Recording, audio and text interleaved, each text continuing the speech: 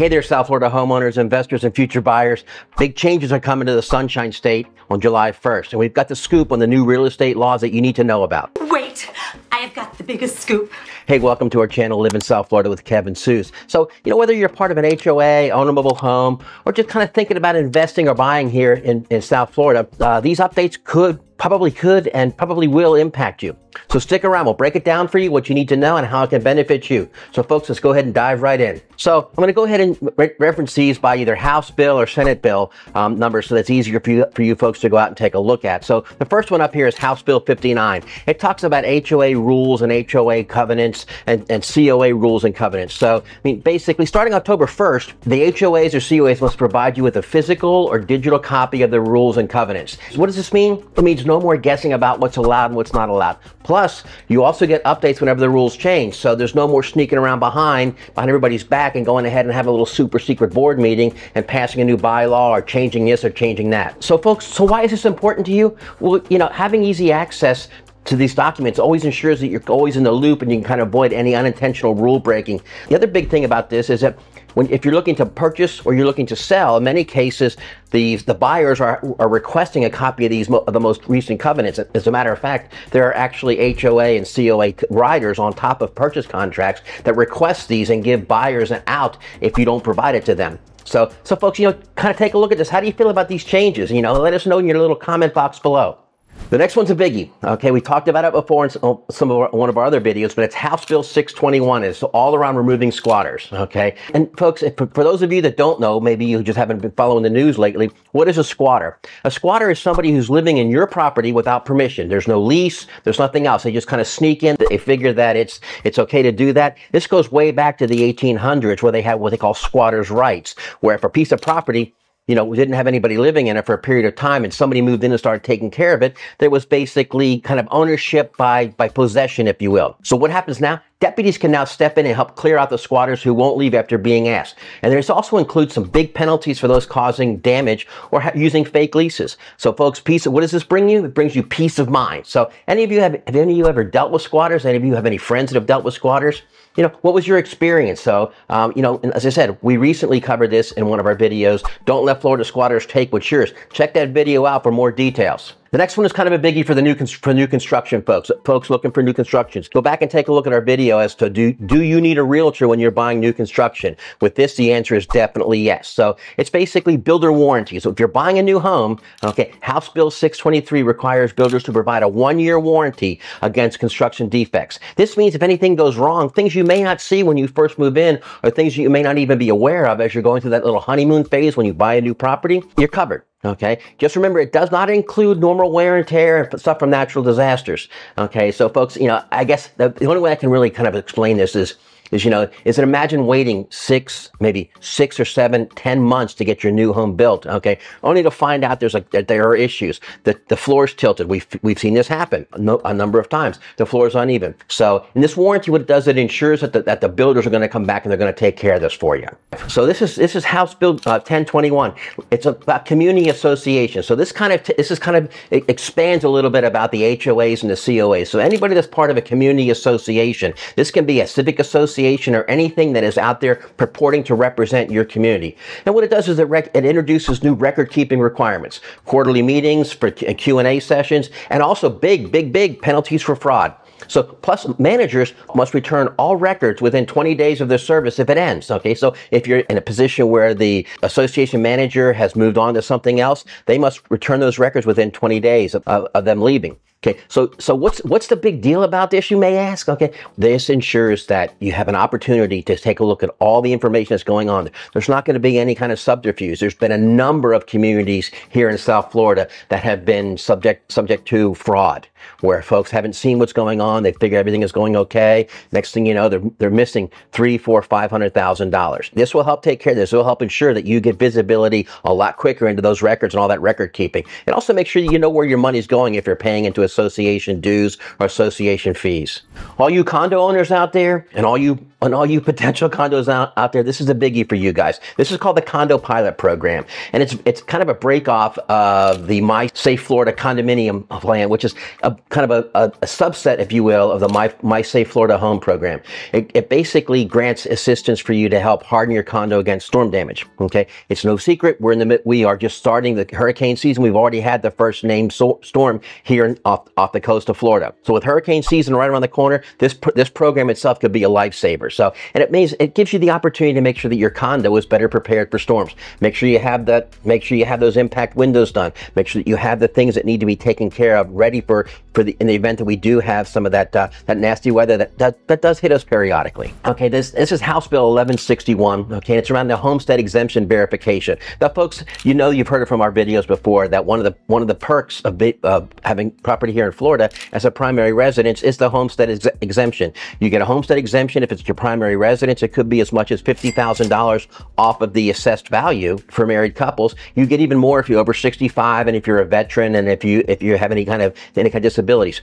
What this really does is that it makes it easier for veterans and surviving spouses to verify eligibility for homestead exemptions. If your spouse's name was the only name that was on the deed, and you inherit the property, then that homestead exemption should go right over to you if it remains to be your primary residence. Okay, and what it really does is it kind of simplifies the process to ensure that you get the benefits and that there's no break in the benefits. There's instant continuation. Anybody knows anybody who could benefit from that, share this video with them, because this will be very, very important to them. This is House Bill 1203. It's around homeowners associations, so it's a little bit different from the condo associations, and it's additional protection for folks from the homeowners association and from community association. What it requires is all HOAs to post official records online. Basically, you need to upload it and you need to make it available for everybody to see. It also includes educational requirements for managers. So if you have somebody who's managing your association, you need to make sure that they have the educational background and the educational knowledge to go ahead and do this. Okay, and it kind of keeps them in the know, or in some cases, it may actually kind of get them to the point to where they are know. It also prevents HOAs from limiting interior modifications aren't visible from the outside. Some of you that live in associations that are very, very restrictive, you know how difficult it is. I mean, I've heard of cases where you have to actually take it between the Architectural Review Board to determine whether or not it's the paint color you want to use on the inside is okay to paint. Plus, the other thing too is that there's no more HOA restrictions on central air conditioning, vegetable gardens, okay, and big deal here. It prevents the HOAs and it prevents the associations from accepting kickbacks from vendors who are going to go out and do work on behalf of the association that may actually inadvertently have some things fall off the back of the truck or have some additional materials left over to go back and take care of the association president's or association officers' property. House Bill 1503. So folks, if you've watched any of the videos and any of the activity going on, you know about the significant increase in property insurance in the state of Florida, especially here in South Florida. So, and what they have is Citizens Property Insurance, which is kind of created by the state in conjunction with some other bigger insurance companies. They call it the insurer of last resort. What it does is it brings changes to citizens' property. It now brings in surplus line insurers that can take out policies on non-primary residents. For example, let's say you want to have a vacation property and condo, and you want to have a vacation home down here in South Florida. Okay, it's not going to be your primary residence. Folks, you know as well as I do, it's very, very difficult to get insurance, especially property insurance in South Florida on residences that you're not living in full time. If it's vacant for a couple of months, the insurance companies, they get a little kind of skittish about doing that. And in many cases, it'll go back out in conjunction with the every 5-year change that FEMA does as far as the floodplains. This will go back and identify whether or not policyholders, whether you actually need full-blown insurance or if you just need to have flood insurance. Okay, what it's really done is it's aimed to kind of streamline and strengthen your insurance options. Okay, so folks, and kind of why is this significant? This could mean lower premiums and a lot more flexibility for folks. So folks, if you're a Citizens policyholder, keep your eyes peeled for these changes that are coming down. Okay, kind of in keeping with the whole insurance kind of an idea off of Citizens, House Bill 1611, okay, it's more insurance updates. Insurers must now report data monthly. They can't cancel policies for any unrepaired hurricane damages. If you don't believe me that this is happening, folks, look around. This happens quite frequently where things have taken a long time to get done, and after a while, the insurance company just cancels your policy, and and guess what? You're left holding the bag for a property that's been damaged while you were a policyholder. Okay, and now the insurance company feels that they're no longer obligated to pay. It also makes roofing companies can now inspect roofs for insurance purposes, not just from the standpoint of kind of fleece homeowners for money out of it. Okay, so it's all about improving the transparency and fairness in the insurance industry. Okay, and folks, you know, why does this really matter? Okay, well, it's kind of a rhetorical question, if you will. I mean, one of the biggest things that's been in the news in the state of Florida has been the dramatic increase over the past 2 or 3 years in the cost of property insurance. So, folks, if you've had any insurance issues in the past, drop us a little note in the box below. Let us know kind of what happened and what was going on, and how, if it was resolved, it was resolved. Planning a move, thinking about moving in or out of the Sunshine State? Senate Bill 304 kind of puts a little bit more of assurance for you, okay? And it's household moving services. It sets new rules for moving services. It requires binding cost estimates. Okay, folks, I'm sure anybody who has moved anywhere, but especially here in the Sunshine State, you find out that you call a mover up, they tell you it's going to be $2,500 to move your stuff. Next thing you know, you get everything packed up, you get everything moved, and when you get to where you're going to be, you find out it's now $6,000 because of all this unknown hidden fees. Okay, and so what this does is this kind of helps make sure that you have a binding cost. If they give you an estimate, okay, they have to stick with that estimate. Okay, and it also makes sure that movers are registered so that it covers all the aspects of the move and make sure that they're licensed, they're bonded, insured. Folks, we talk about this in other videos around contractors. Anybody who's going to be doing something on your house needs to be LBI, licensed, bonded, and insured. That's the first 3 questions you ask when you deal with anybody. Insurance, when you're dealing with inspectors, especially when you're dealing with movers. Anybody got a moving tip on how this kind of works? Anybody's got any horror stories? Go ahead and let us know about what those are and how you took care of that. Folks, this is a biggie. I say the best one for last. Senate Bill 7028. It's about My Safe Florida Home program. And what does this really mean? It pumped an additional $200 million into the My Safe Florida Home programs. What it means is more grants for home improvements to protect against storms. Folks, if you haven't applied yet for this grant, now is the time. It's a first come, first served basis. So essentially, you can go in and you can get grants to cover up stuff like new air conditioning, more energy efficient appliances. You can get impact windows. If you want solar to put in and make your home safer, to make your home more robust.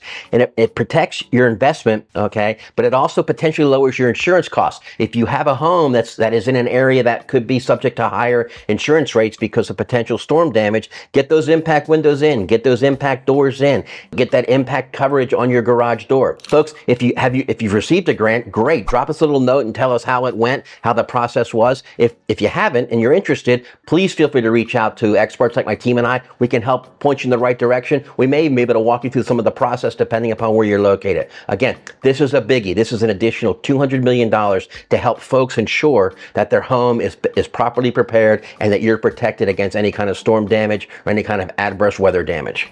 House Bill 613, mobile home parks. Mobile homeowners, listen up. Okay, this is House Bill 613 is here to protect you. New mediation rules mean fairer treatment for both you and park owners. Plus, if you believe in healthcare aid, a lot of folks do, okay, they can come and go without paying extra fees. It used to be, and we've seen this, and it's really kind of a sad thing to say, but if you're in need of having some home health care or just some home assistance, a lot of times some of the mobile home parks, they want to charge you additional fees to have people come in and kind of take care of you. So this basically kills those fees with the possible exception of any kind of background checks. Now remember, this assistance, this additional assistance, they do not, even though they may be live-in, they do not have tenancy right, okay? This law just basically ensures smoother living arrangements without the unnecessary costs being incurred. So folks, some of these laws have been pretty controversial. So what do you think about the new laws? Okay, how will they affect you and how will they affect your property? Let us know in some of the comments below. Hey, don't forget to give us a like and subscribe and hit that little bell to be notified every time we drop a new video out. And thanks for watching, and we'll see you next time in Livin, South Florida.